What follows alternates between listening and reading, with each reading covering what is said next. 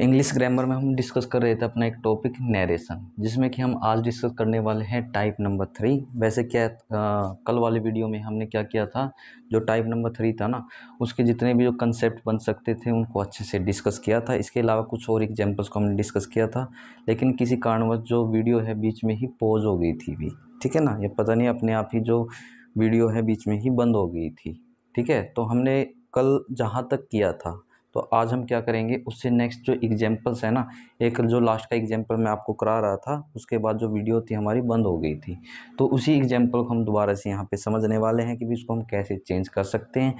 या फिर आपने क्या है स्टार्टिंग के एग्जांपल्स को समझने के बाद उस लास्ट वाले एग्जांपल को चेंज करके देखा होगा, और मुझको पूरा यकीन है आपने उसको अच्छे से चेंज कर लिया होगा। लेकिन फिर भी क्या है, मैं उसी एग्जांपल को आपको दोबारा से बता रहा हूँ, आप अपना मैच करके देख लेना।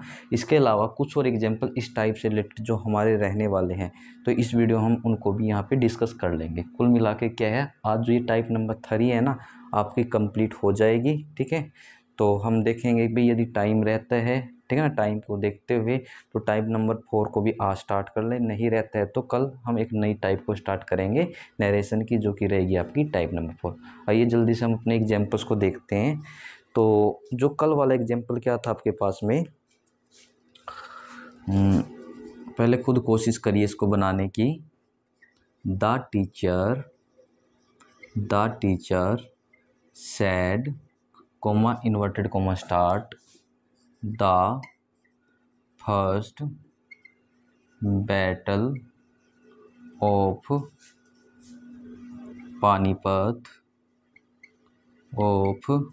Panipat was fought in 1526। Full stop लगा के इसको क्लोज किया गया है इन्वर्टेड कोमास के अंदर। तो पहले आप कोशिश करिए, उसके बाद मैं आपको बताता हूँ।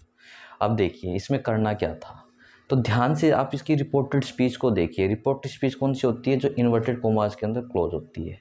तो आप बोलोगे कि नहीं ये क्या है, हमारे पास एक हिस्ट्री से जुड़ा हुआ कंसेप्ट है या हिस्ट्री से जुड़ा हुआ एक फैक्ट है।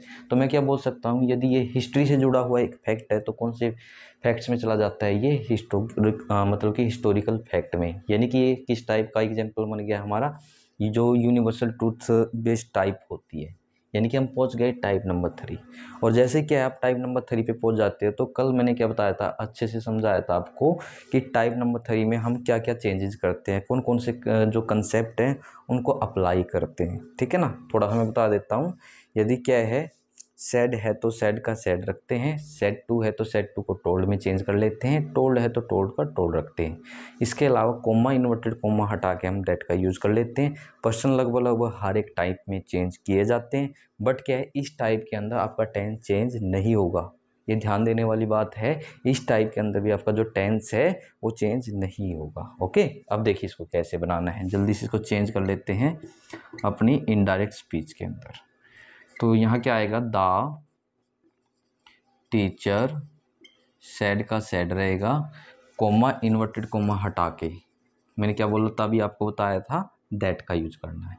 इसके अलावा यहाँ क्या लिखा गया देखो, the first battle of Panipat करके क्या लिखा है मैंने, ये सारा का सारा आपका सब्जेक्ट हो गया रिपोर्टेड स्पीच का, the first battle of Panipat. अभी ना यहाँ ध्यान दीजिएगा आप, देखो ये 9 वर्ड्स होते हैं हमारे पास, आई माई मी वी आवर अस। तो ये फर्स्ट पर्सन की कैटेगरी में 6 वर्ड्स आ गए आपके।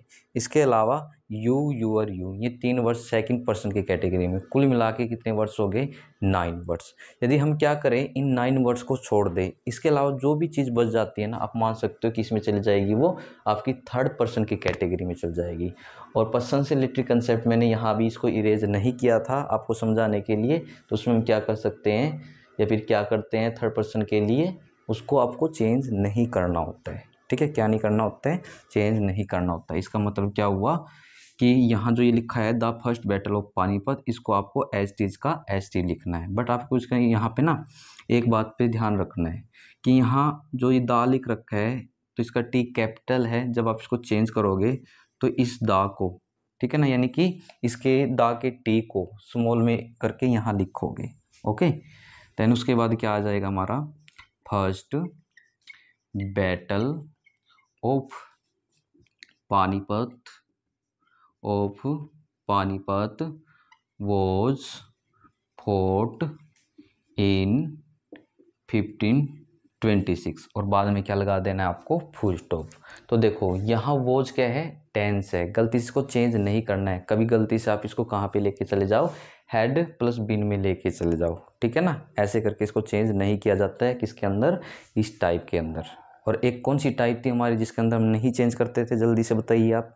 एक मैंने आपको बताया था प्रेजेंट और जो फ्यूचर टेंस से रिलेटेड टाइप होती है, उसमें भी जो हमारा टेंस है उसको बिल्कुल भी चेंज नहीं किया जाता। इसके अलावा जो पास्ट वाली टाइप थी उसके अंदर मैंने क्या बताया था, टेंस चेंज किया जाता था, यानी कि वो थी आपकी टाइप नंबर 2, पास्ट से रिलेटेड। ओके, अभी जल्दी से नेक्स्ट एग्जाम्पल को देख लेते हैं इस टाइप का। तो नेक्स्ट एग्जाम्पल क्या है हमारे पास में, यहाँ दिया गया है my friend said to me. Example क्या है, माई फ्रेंड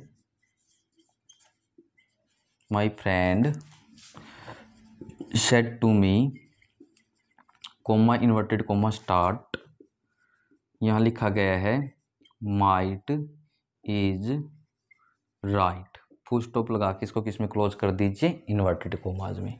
अब देखो इसमें ज़्यादा कन्फ्यूजन नहीं होगी, क्या लिखा गया है, माइट इज राइट। तो ये चीज़ किस में चली जाती है, आप बोलोगे एक प्रोवर्ब की कैटेगरी में चली जाती है। प्रोवर्ब किस में आ जाता है, यूनिवर्सल ट्रूथ में आ जाता है। मतलब एग्जाम्पल टाइप नंबर 3 से, जैसे आपको पता चल जाता है एग्जाम्पल टाइप नंबर 3 से रिलेटेड है, तो उससे रिलेटेड जो कंसेप्ट मैंने आपको कल वाली वीडियो में अच्छे से बताए हैं, फिर भी आप यहाँ इनको ना समझने की कोशिश करना। लेकिन आप कल वाली वीडियो ज़रूर से देखें इस टाइप को अच्छे से समझने के लिए, ठीक है।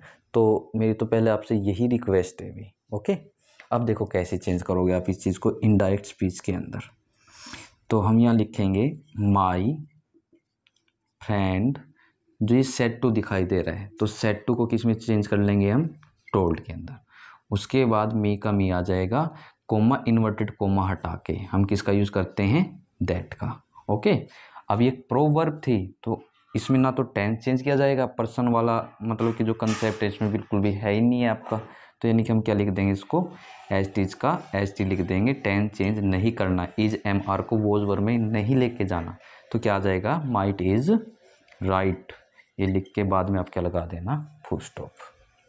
अभी जल्दी से अपना नेक्स्ट एग्जाम्पल डिस्कस करते हैं यहाँ पे। तो पहले आप बनाने की कोशिश करना जो भी एग्जाम्पल यहाँ लिखूंगा, उसके बाद अपना मैच करके देखना। तो नेक्स्ट एग्जाम्पल क्या है हमारे पास, ही सैड, एग्जाम्पल क्या है, he said comma inverted comma start, और आगे दिया गया है हमें I go out for a walk daily. क्या लिखा गया है, I go out for a walk daily. तो फुल स्टॉप लगा के इसको क्लोज कर दिया गया है इन्वर्टेड कोमाज के अंदर। तो पहले आप इसको चेंज करिए, उसके बाद अपना मैच करके देखना। तो सबसे पहले मैं समझने की कोशिश करूंगा कि जो एग्जाम्पल है ना मेरा किस टाइप से रिलेटेड हो सकता है। तो यहाँ देखिए क्या लिखा गया है, आई गो आउट, मैं जाता हूँ बाहर, फॉर अ वॉक डेली, ठीक है ना, टहलने के लिए। और कब जाते हो, हर रोज़ जाते हो, यानी कि डेली जाते हो। तो यानी कि यदि वो डेली जा रहा है तो ये कैसी हैबिट बन गई, आप बोलोगे वो डेली की हैबिट बन गई।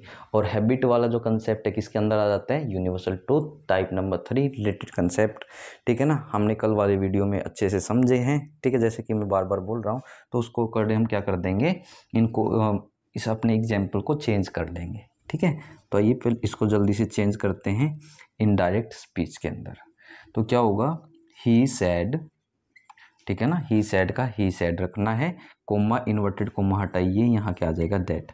अभी आप यहाँ आ जाइए, अब मुझको बताइए जो ये आई है ये कौन सा पर्सन होता है। तो आई, माई, मी, वी, आवर, अस, तो ये 6 वर्ड है जो किस कैटेगरी में आते हैं, फर्स्ट पर्सन की कैटेगरी। और यदि फर्स्ट पर्सन है तो हमारा कंसेप्ट क्या था, किसके अकॉर्डिंग चेंज कर लेंगे, सब्जेक्ट के अकॉर्डिंग चेंज कर लेंगे। तो सब्जेक्ट कहाँ मिलेगा आपको, आप बोलोगे ये मिलेगा हमें रिपोर्टिंग वर्ब जो कोमे से पहली होती है। तो यहाँ से हम देख लेंगे। तो यानी कि इसका सब्जेक्ट क्या हो गया, आप बोलोगे इसका जो सब्जेक्ट है वो हो गया ही। तो सब्जेक्ट को सॉरी फर्स्ट पर्सन को सब्जेक्ट के अकॉर्डिंग चेंज किया तो सब्जेक्ट क्या बन गया, ही। उसके बाद टेंस को चेंज नहीं करना होता है, यानी कि वर्ब की फर्स्ट फॉर्म को सेकंड में नहीं लेके आना होता है, सेकंड फॉर्म को हेड प्लस वर्ब की थर्ड फॉर्म में नहीं लेके जाना इस टाइप के अंदर।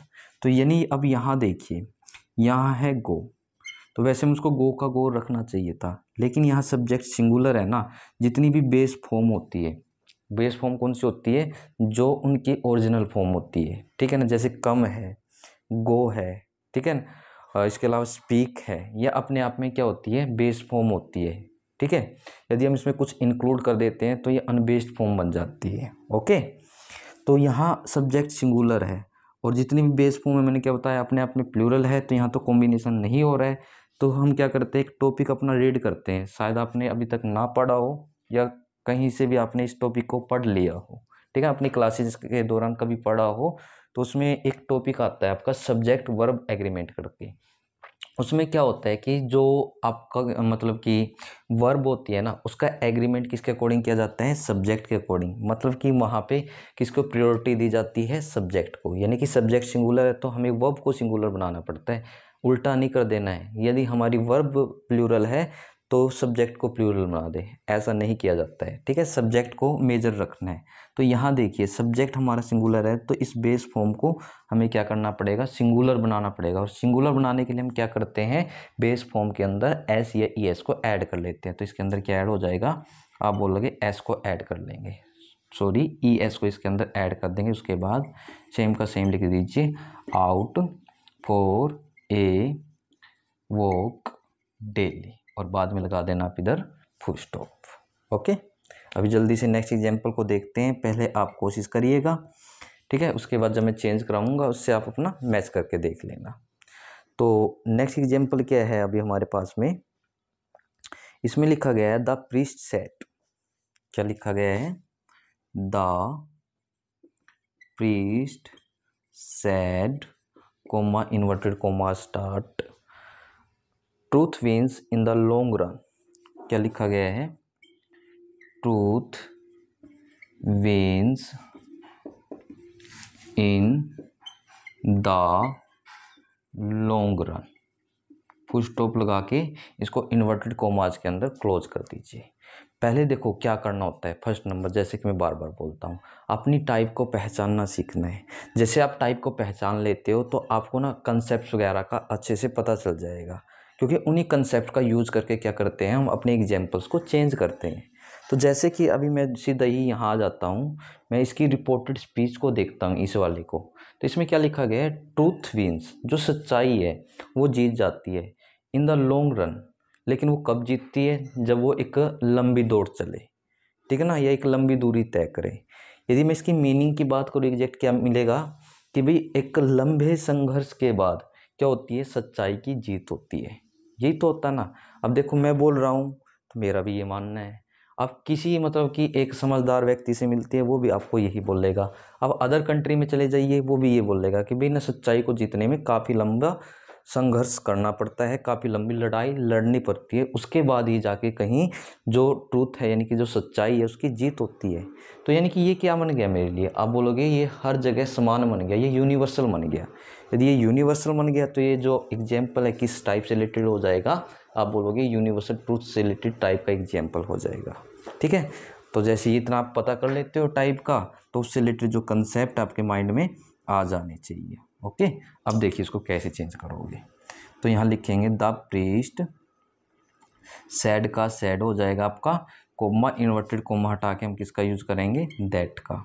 उसके बाद ट्रूथ का जो टी है इसको स्मॉल रखिए, और जो भी है हमारा आगे उसको सेम का सेम लिख देना, टेंस हमें चेंज नहीं करना होता है इस टाइप को पहचानने के बाद में फुल स्टॉप बना देना। आई होप पहले आपने इसको बनाया होगा और जो मैंने यहाँ पे चेंज किया होगा उसी के अकॉर्डिंग आपने अपने एग्जाम्पल को चेंज किया होगा, जो कि बिल्कुल राइट रहा होगा आपका, ओके। तो जो भी मतलब कि इम्पोर्टेंट एग्जाम्पल हमारी इस टाइप से रिलेटेड हो सकते थे मैंने यहाँ लिखे। बाकी क्या है, आपको अपना काम करते रहना है, आपको मेहनत करते रहनी है।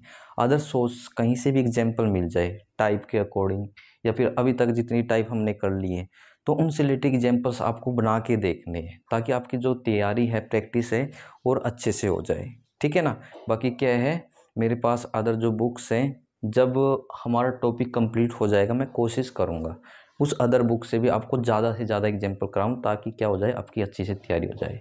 तो इस वीडियो में क्या है, हमने अपनी टाइप नंबर 3 को कंप्लीट कर लिया है। कल मिलते हैं अपनी नेक्स्ट टाइप के साथ में, ओके।